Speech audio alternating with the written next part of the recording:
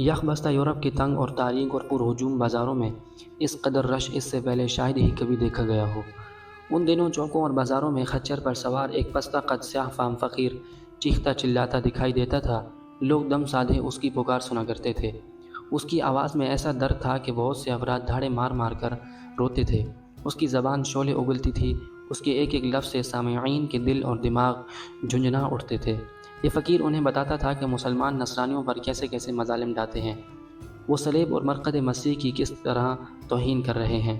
وہ انہیں سمجھاتا تھا کہ یروشلم ان کی میراث ہے جسے واپس لینا ان کا مذہبی فریضہ ہے۔ یہ دیوانہ فرانس کا ایک راہب پیٹر دی ہرمٹ تھا، جسے عرب مورخین پطرس کے نام سے یاد کرتے ہیں۔ وہ شروع سے شدت پسند اور تند مزاج تھا، خود بعض یورپی مورخین اسے پاگل اور جنونی قرار دیتے ہیں۔ تاریخ گواہ ہے کہ ایسے لوگ رہتی نسلوں تک کو شدید ترین المیوں اور ناقابل تلافی اجتماعی نقصانات سے دو چار کرتے چلے آئے ہیں۔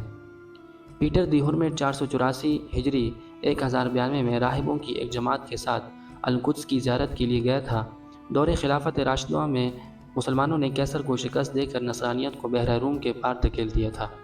تب سے فلسطین کے مقامات مقدسہ مسلمانوں کی تحویل میں تھے۔ القدس ہی میں نصرانیوں کی خود ساختہ مرکز مسیح بھی تھی، جسے ان کے سب سے مقدس مقام کی حیثیت حاصل ہے۔ مسلمانوں نے نصرانیوں کے ان مذہبی یادگاروں کو ان کے حال پر رہنے دیا تھا۔ عیسائی اپنے اس مذہبی مرکز کی بازیابی کا خواب صدیوں سے دیکھ رہے تھے، مگر ان کا مسلمانوں پر کوئی بس نہیں چلتا تھا۔ نصرانیوں کو مسلم معاشرے میں کوئی تکلیف لاحق نہیں تھی، ان کے گرجے بھی محفوظ تھے اور جان اور مال بھی۔ مسلم امراء کے ہاں کسی فن میں مہارت رکھنے والے عیسائی افراد کو باعزت مناصب بھی دیے جاتے تھے۔ ہارون الرشید کے دور میں عیسائی بادشاہ کے ساتھ القدس آنے والے عیسائی زائرین کے حوالے سے جو معاہدہ کیا گیا تھا، مسلمان اس کی بھی پابندی کرتے رہے۔ ارض مقدس کو یورپی سیاحوں اور زائروں کے لیے کبھی بند نہیں کیا گیا، مگر عبادت کے لیے آنے والے نصرانی تمام سہولتیں ملنے کے باوجود اپنے مذہبی مرکز کو مسلمانوں کے پاس دیکھ کر جلتے تھے۔ اس کے ساتھ ساتھ مسلمانوں کی مالداری اور خوشحالی دیکھ کر بھی انہیں شدید حسد ہوتا تھا، اور وہ یہ جذبہ لے کر اپنے وطن کو لوٹتے تھے کہ کسی طرح اس سرزمین کی دولت اور وسائل پر قابض ہو جائیں۔ صدیوں سے کھٹکنے والا یہ حسد، جذبہ انتقام اور ہوس مال اور ملک گیری صلیبی جنگوں کے اصل محرکات تھے۔ صلیبی جنگوں کے باقاعدہ آغاز سے تقریباً 1.5 صدی قبل ہلال اور صلیب میں شدید تناؤ کی کیفیت پیدا ہو چکی تھی۔ 4 صدی ہجری میں عباسی خلافت بے اختیار ہو کر دیلمی شیعہ امراء کے زیر اثر آ چکی تھی اور عالم اسلام کی وحدت ختم ہو گئی تھی۔ ریاستیں خود مختار، منتشر اور کمزور تھیں۔ اس موقع سے فائدہ اٹھا کر کیسر روم کا سالار نیکوفورس تیکفور شام کے ساحل پر قبضہ ہو گیا۔ سیف الدولہ نامی ایک حاکم اس سے لڑتا رہا، مگر 356 ہجری میں اس کی وفات کے بعد نصرانیوں کی ہمت بڑھ گئی اور 361 ہجری میں وہ دیار بکر تک قابض ہو گئے۔ یہ لڑائیاں صلیبی جنگیں نہیں کہلاتی، مگر ان کی تمہید مانی جاتی ہے۔ نصرانیوں کی یہ فتوحات پائیدار ثابت نہ ہوئیں اور مسلمانوں نے اپنے علاقے کچھ مدت بعد آزاد کرا لیے، مگر اس سے یہ ثابت ہو گیا کہ مسلمان اب نصرانیوں کے مقابلے میں ناقابل شکست قوت نہیں رہے۔ اس دوران عیسائی زائرین کی بیت المقدس میں آمد جاری تھی۔ انہوں نے مقدس سرزمین کے آداب کو فراموش کر کے جگہ جگہ اودھم مچانا شروع کر دیا تھا۔ وہ ہزاروں کی تعداد میں بڑے بڑے قافلے بنا کر آتے اور بعض اوقات راستے میں پڑنے والے اسلامی شہروں کی انتظامیہ کو تنگ بھی کرتے تھے۔ پادریوں نے یروشلم کی زیارت کو دوزخ سے آزادی کا ذریعہ قرار دیا ہوا تھا، اس لیے زائرین کے قافلوں میں بڑی تعداد شرابیوں، بدکاروں اور غنڈوں کی ہوتی تھی، جو تمام گناہوں سے پاک ہونے کے شوق میں جوق در جوق ادھر کا رخ کرتے تھے، مگر وہ خدا خوفی اور پرہیزگاری اور ادب اور انکساری سے کوسوں دور رہتے۔ راستے بھر ناچتے گاتے، شراب نوشی کرتے اور باجے بجاتے القدس میں داخل ہوتے۔ جب ان کی خرمستیاں حد سے بڑھ گئیں تو مسلم حکمرانوں نے ان پر کچھ پابندیاں عائد کر دیں اور انہیں مجبور کیا کہ وہ خاموشی اور ادب اور احترام کے ساتھ ارض مقدس میں آئیں۔ خلاف ورزی کرنے والوں کے ساتھ سختی بھی کی گئی۔ اس رویے کو عیسائی زائروں نے جبر و تشدد کا نام دے دیا۔ پیٹر راہب جب القدس پہنچا تھا تو ان دنوں بھی زائرین پر کچھ پابندیاں عائد تھیں۔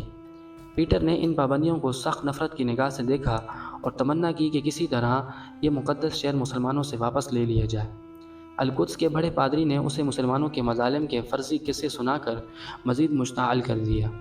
جب پیٹر نے بیت المقدس کو مسلمانوں سے چھیننے کی جذبے کا اظہار کیا تو بڑے پادری نے جواب دیا، یورپی تاجدار ہی آ کر ہمیں نجات دے سکتے ہیں۔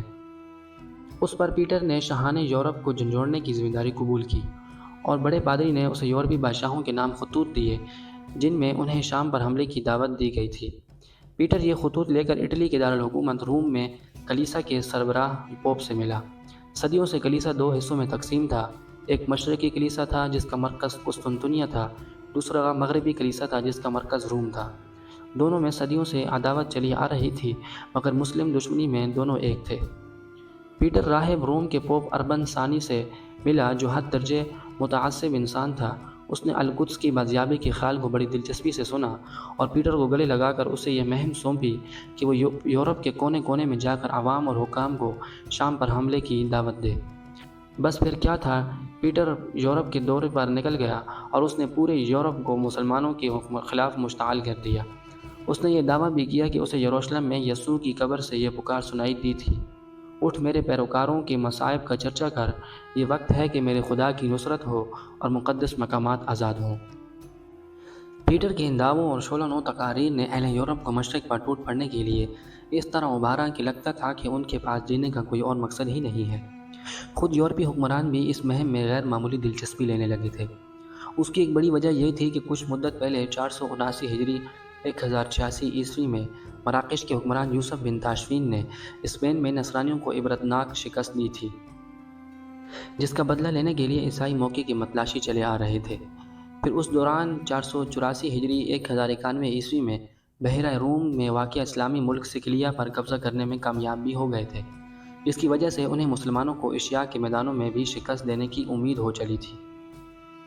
ادھر یورپ میں یہ سوچ پروان چڑھ رہی تھی، ادھر قسطنطنیہ کے شہنشاہ الیکسیاس نے بھی روم سے سابقہ اختلافات فراموش کر کے مسلمانوں کے خلاف اتحاد کی داغ ڈال ڈالنے کی کوشش کی۔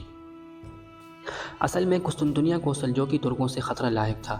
463 ہجری 1071 عیسوی میں نامور سلجوقی حکمران الپرسلان نے قسطنطنیہ کے قیصر ارمانوس دیوجانس کو ایسی شکست دی تھی کہ قسطنطنیہ کا دم لبوں پر آ گیا تھا۔ اس کے بعد سے قسطنطنیہ کے ہر تاجدار کو مسلمانوں کے حملے کا دھڑکا لگا رہتا تھا، خصوصاً سلجوکیوں کے مرد جری ملک شاہ کی ہیبت سے۔ قسطنطنیہ برسوں کانپتا رہا تھا مگر جن دنوں پیٹر دی ہرمٹ القدس کا سفر کر کے لوٹا، ملک شاہ کی اچانک وفات ہو گئی۔ یہ شوال 485 ہجری نومبر 1092 عیسوی کا واقعہ ہے۔ ملک شاہ کے رخصت ہوتی ہی شام کی سلجوکی حکومت کئی ٹکڑوں میں بٹ گئی۔ قیصر الیکسیاس نے اسے بہترین موقع تصور کرتے ہوئے پوپ اور یورپی حکمرانوں کو خطوط لکھ کر انہیں جلد از جلد شام پر قبضہ کرنے کی ترغیب دی۔ اس نے خطرہ ظاہر کیا کہ اگر یورپ ایشیا کے نصرانیوں کی مدد کو نہ آیا تو ترک قسطنطنیہ پر بھی قبضہ کر لیں گے۔ اس کے ساتھ اس نے اپنے ملک کی دوشیزاؤں کے حسن و جمال کی تصویر کشی کرتے ہوئے یورپی جنگجوؤں کو امید دلائی کہ وہ مسلمانوں کے خلاف جنگ کر کے ان حسیناؤں کی نہ صرف دل جیت سکتے ہیں بلکہ انعام بھی ان کی جسم بھی پا سکتے ہیں۔ فرانسیسی مورخ مچارڈ اعتراف کرتا ہے کہ قیصر کی ان گھٹیا ترغیبات نے مغرب کے جنگجوؤں کی جذبات کو متحرک کرنے میں کوئی کسر نہیں چھوڑی۔ یورپی نوابوں اور پادریوں کی اس مہم میں دلچسپی کی ایک وجہ یہ بھی تھی کہ جاگیردارانہ نظام کی زیادتیاں اور کلیسا کی بے جا سختیوں کی وجہ سے لوگوں میں حکومتوں اور مذہب سے بیزاری پیدا ہو چکی تھی۔ یورپ کے سیاسی اور مذہبی رہنماؤں نے محسوس کیا کہ اگر وہ اس موقع سے فائدہ اٹھاتے ہوئے لوگوں کی توجہات کا رخ بیرونی معاملات کی طرف پھیر دیں تو اندرونی مسائل فراموش ہو جائیں گے اور ان کی بدعنوانیوں کے خلاف کسی مؤثر احتجاج کے امکانات ختم ہو جائیں گے۔ اونچے گھرانوں کے عیسائیوں کی اس مہم جوئی میں دلچسپی کا ایک سبب یہ تھا کہ فارغ اور بے مقصد زندگی گزارنے والے کم ثروت عیسائی شہزادوں کو جاگیروں کے لیے نو آبادیات کی تلاش تھی، جبکہ یورپی تاجر نئی منڈیوں کی جستجو میں تھے۔ مسلمانوں کے خلاف جنگوں کا سلسلہ ان مقاصد کے حصول کا اچھا بہانہ بن سکتا تھا۔ عام لوگ پادریوں کے بھڑکانے کی وجہ سے اس مہم میں شرکت پر آمادہ ہوئے۔ دراصل عیسائیت کی پیدائشی گناہ کے عقیدے نے ہر شخص میں احساس جرم پیدا کر رکھا تھا اور حقیقتاً بھی عیسائی معاشرے میں اخلاقی جرائم کا کوئی حد و شمار نہ تھا۔